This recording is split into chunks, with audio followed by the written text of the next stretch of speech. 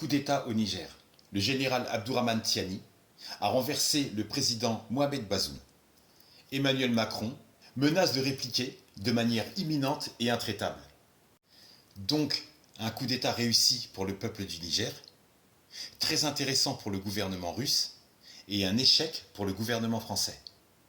Le gouvernement français, mécontent de se réjouir de la nouvelle situation du Niger, se conduit très très mal et persiste à agir comme le maître absolu néocolonialiste. Mais l'Afrique a encore et beaucoup changé. L'Afrique ne veut plus de la soumission. L'Afrique veut se développer autrement. L'Afrique veut s'allier à d'autres partenaires économiques. Et depuis, ils ont brandi beaucoup de drapeaux russes. Tandis que le gouvernement livre des missiles, des armes et des bombes en tout genre, et surtout à longue portée au gouvernement ukrainien, boum, on a vu la réponse du gouvernement russe. Bruno Le Maire a dit « Nous allons écraser l'économie russe ».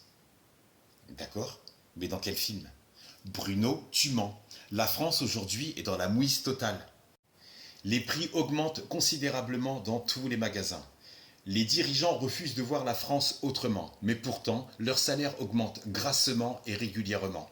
Ils ont fermé les usines en France, ils les ont vendues aux multinationales qui font de plus gros profits.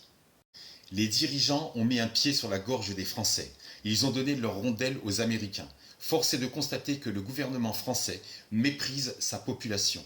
Force est de constater que le gouvernement français méprise la France. Un gouvernement français qui finance des armes à l'Ukraine. Un gouvernement français qui finance des soldats en Côte d'Ivoire, au Mali, au Burkina. Un gouvernement français qui finance la reconstruction de Notre-Dame, mais qui ne met pas une seule thune sur les Français vivant en France. Cette arrogance, ce manque de respect, et regarde, le gouvernement russe et son pays se portent très bien. La France a des besoins en nucléaire. 6286 tonnes d'uranium importées en France en 2020. Un tiers, soit 34% vient du Niger. Donc le Niger va vendre de l'uranium à la France, si et seulement si le Niger en a encore envie, peut le vendre 2 à 3 fois plus cher, puisque l'époque où le gouvernement français mettait en place un pantin africain à la solde de l'État français, cette époque-là, c'est fini. Tu auras un responsable au Niger qui dira « Hé, le camion là-bas, il ne part plus en France, ça part en Russie, ça part en Chine, point barre ». Tous les dirigeants en France, en cellule de crise, en réunion, il y aura une ambiance pétée. Comment faire sans le nucléaire? Les Africains ont tablé sur leurs terres rares et pendant des décennies, on les a dépouillées. Aujourd'hui, la roue tourne et le vent souffle ailleurs. Que la paix soit avec toi.